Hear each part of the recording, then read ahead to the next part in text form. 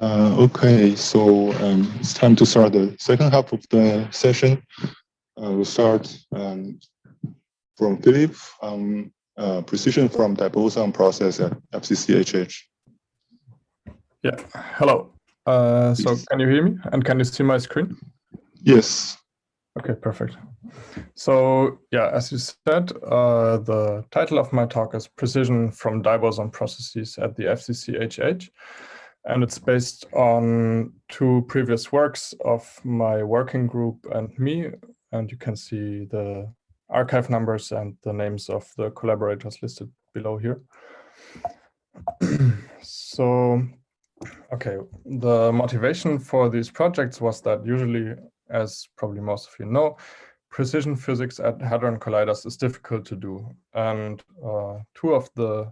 two examples for exceptions to this rule are Drell-Yan, as we heard before already, and Diboson production channels. And we decided to focus on the latter of the two.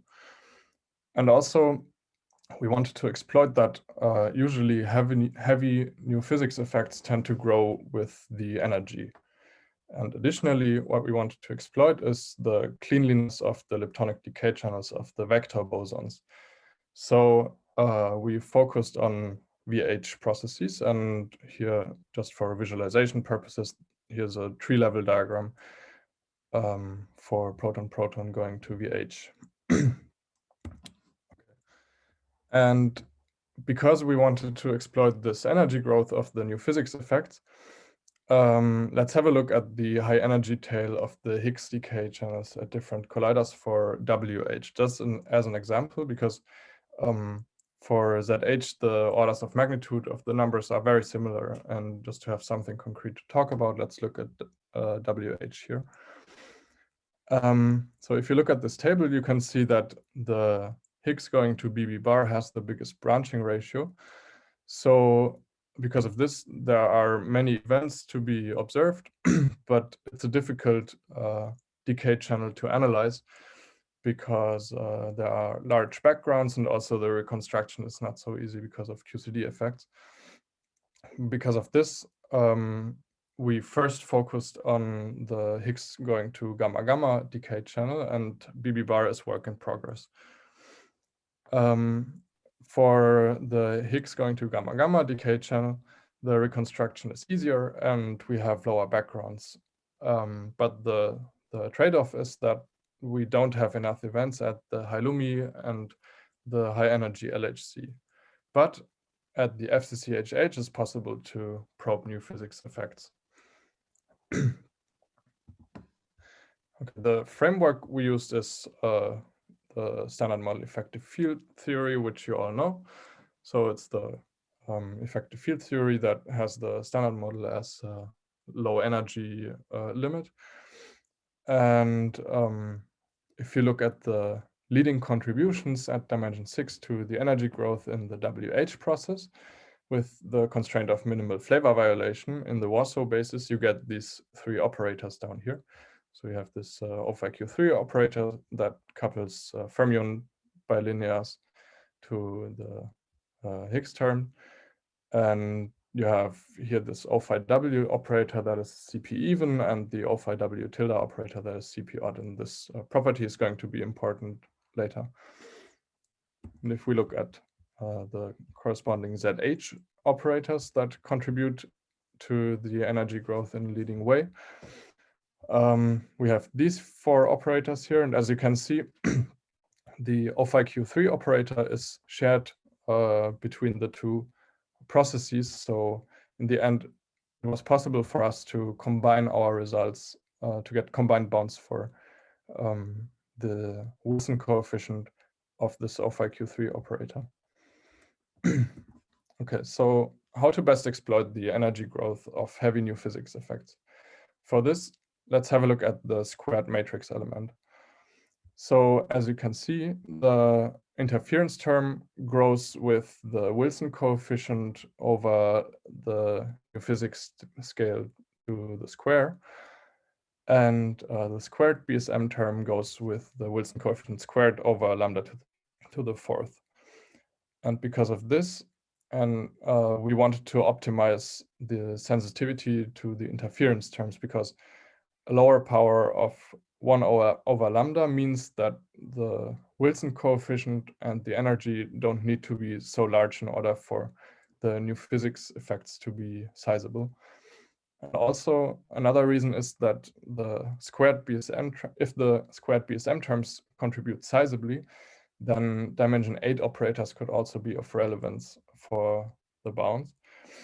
And if that would be the case, then our results would be more model dependent if we neglected the dimension 8 operators, which is what we did. Okay. Now let's have a look at the WH process, and I'll walk you through the thoughts we put into this. So first of all, how does the energy growth look like?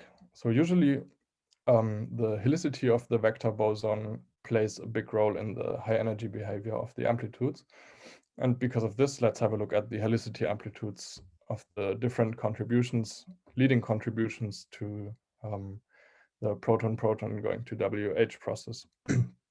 So here in this table, I listed the different helicity amplitudes. And if you look at the helicity amplitudes of the new physics operators, you can see that for all of them, at least one of the helicity amplitudes grows with S hat, and S hat is the square of the center of mass energy of the Diboson system. So we have, it looks like we have an energy growth for all of these amplitudes, for all of these processes, I mean. But if you look at the interference terms, the problem is the following. So looking only at the amplitudes, you would expect that you can just spin in S hat or square root S hat and observe the energy growth and derive the bounds on your Wilson coefficients. But in reality, if you look at the interference terms, which are what you actually want to look at, you will see that the only interference term that still grows with the energy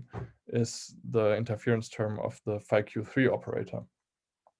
And so in the end, only a differential analysis only in square root S hat could only provide good sensitivity to this operator.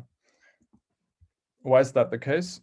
Well, if we integrate over the W decay angles, then you will notice that for the CP odd operator phi W tilde, the interference vanishes exactly because this operator is CP odd.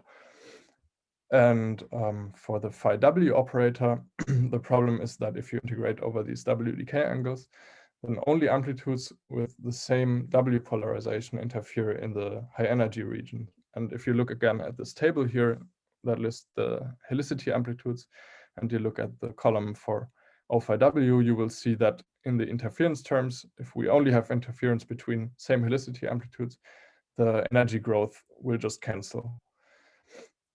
And because of this, the leading term is constant in the energy. So the solution to this is to just not integrate over the W decay angles. And this is what we did. And in fact, the interference between the different helicity channels and the different CP parities is restored if you do this. Now, just for visualization again, what are the decay angles of the W, or what are the angles that are involved? So on the one hand, you have this theta angle that just defines the direction of the Diboson system relative to the incoming to the incoming particles. And then you have the real decay angles of the W, which are theta W and phi W, which define the orientation of the decay products of the W boson. And now if you look at the leading terms of the interference terms in the MW over square root S hat expansion, if you don't integrate over the W decay angles, you will see that, in fact, as I said before, the growth in the energy for these two operators is restored, and we have additional functions depending on these decay angles. And if you take into account the exact form of this function f here, you will notice that the integration over this theta w angle does not destroy the interference. So what we did in the end is a doubly differential analysis in the PT of the Higgs. I will explain later why we did this in the PT of the Higgs and not in the square root S hat. And the phi W angle. So did we completely solve the problem? Sadly not. There's still part of a problem remaining, because with the information we have, we can only reconstruct the momentum of the neutrinos up to an ambiguity in the decay angle of the W, which is the one stated here.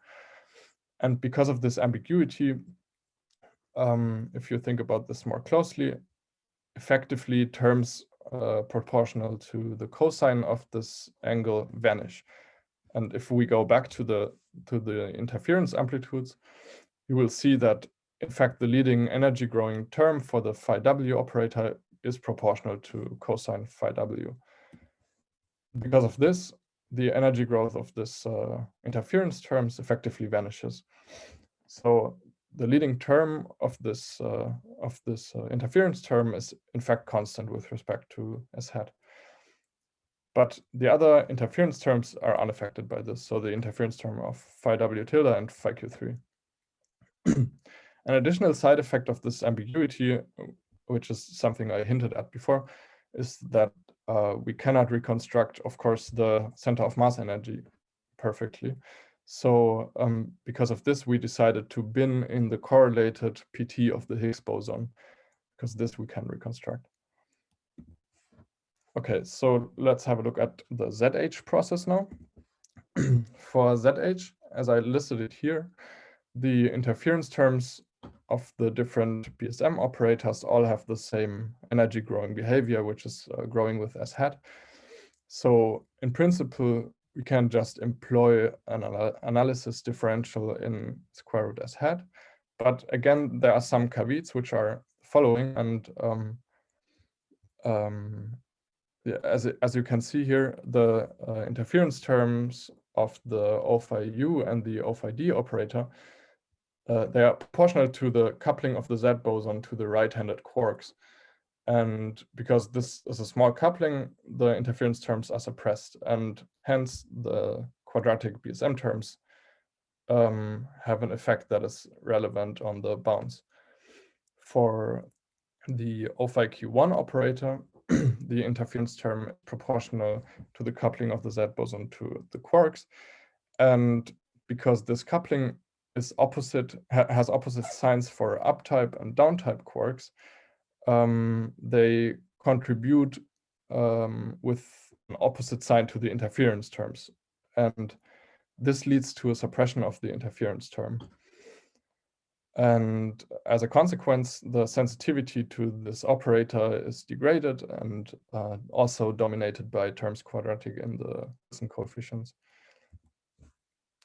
There's a solution to this problem in principle, which is the following. So there are differences in the rapidity distributions of up-type and down-type initiated processes due to the pattern distribution functions. And a consequence of this is depicted in this graph here, where you can see the differential cross-section differential in the ZH rapidity. And you can see that there's a sign flip at some point here, and this is due to the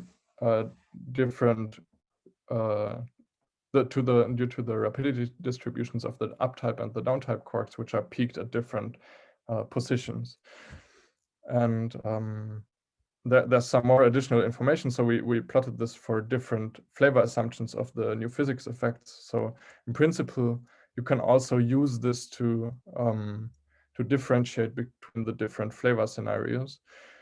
And also, what I was getting at before is you can use this to alleviate the cancellation of the interference term by employing a second binning in the ZH rapidity.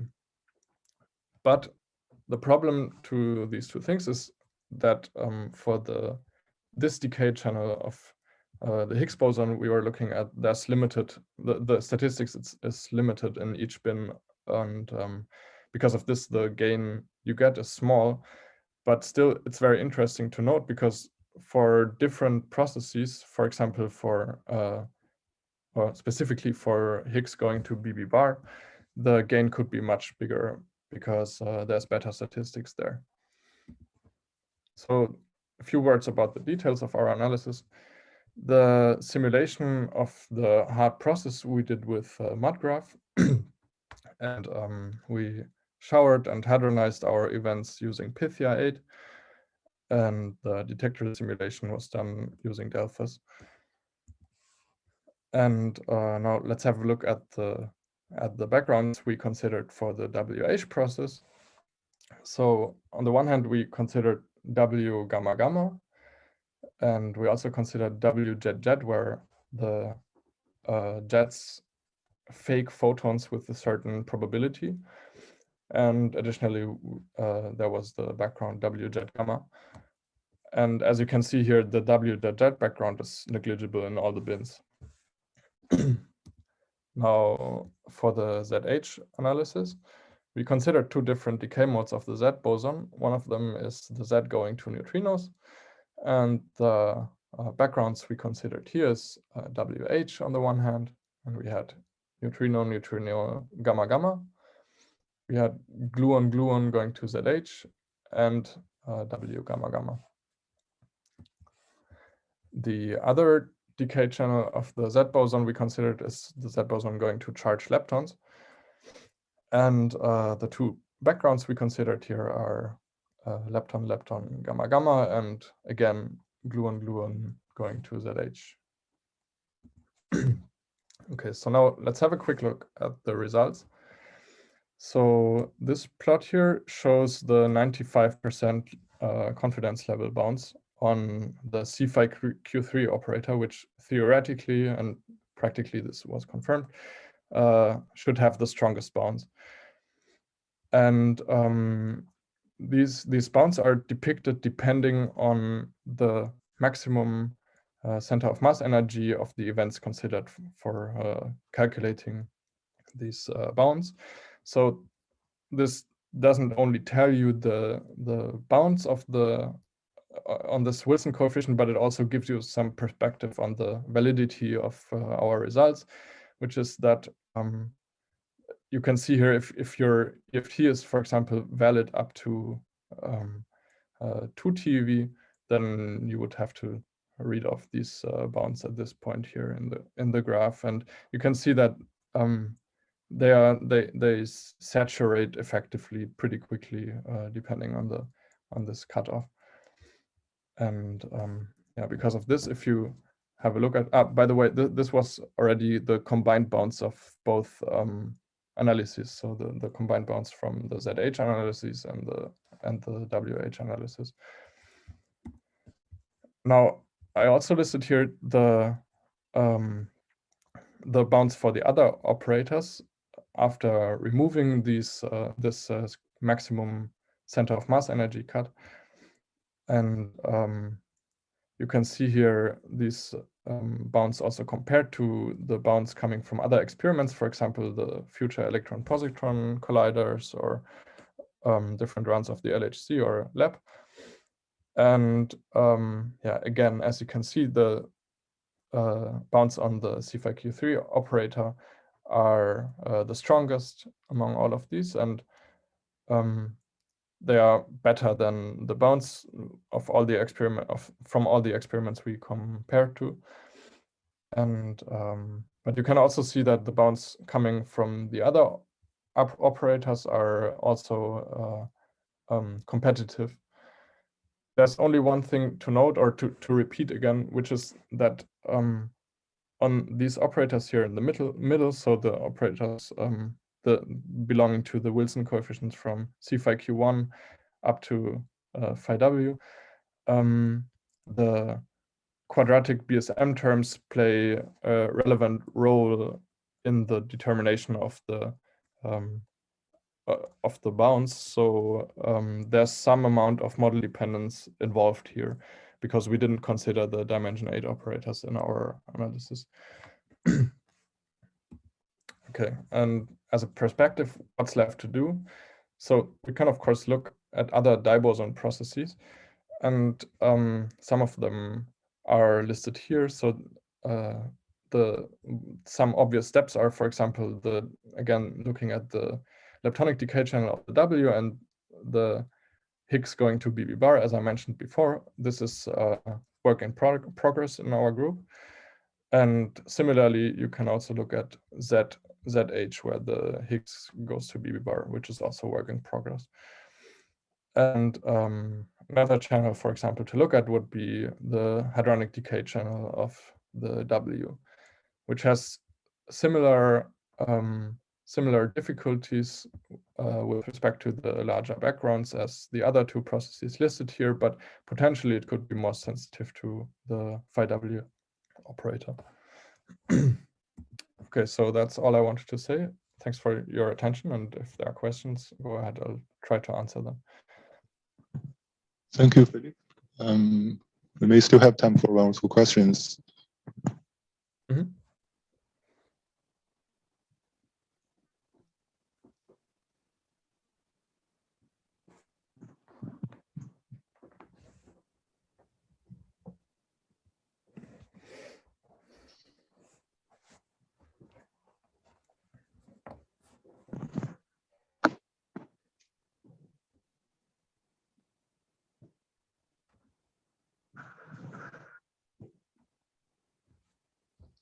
Okay, I don't see any from the conference room. I don't see any from online participants. So maybe let's thank Philipp again. Thank you for the nice talk. Okay, thanks.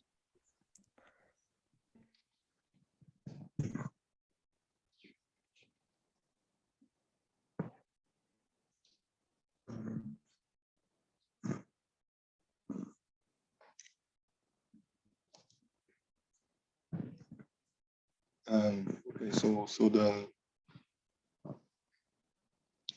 let's move on to the next talk. Sally, are you ready? Can you try to share your screen first? Hi, Sam. Let me try to share my screen here.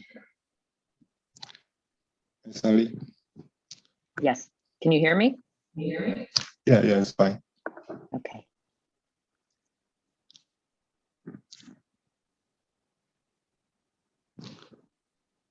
Yeah, we can see the slides.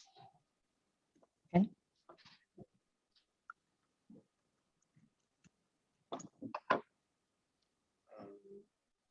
Screen mode, okay.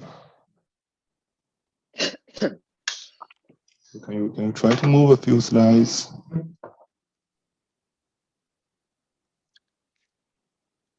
Can you see the arrow here? Yeah, we can see the arrow. Mouse moving. Okay. Perfect. Yeah, I think we can still maybe wait for 1 or 2 minutes.